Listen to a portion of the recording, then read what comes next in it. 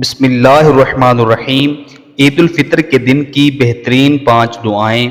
جو کوئی شخص عید کے دن ان دعاؤں کا اہتمام کرتا ہے تو وہ گناہوں سے بخشش پاتا ہے اور اس کے رزق میں اضافہ ہوتا ہے۔ وہ دعائیں کون سی ہیں؟ آئیے ان دعاؤں میں میرے ساتھ شامل ہو جائیے۔ نمبر 1، سبحان اللہ العظیم وبحمدہ۔ نمبر 2، لا حول ولا قوة الا باللہ۔ نمبر 3، صلی اللہ علی محمد۔ نمبر 4، اللہم اجرنی من النار۔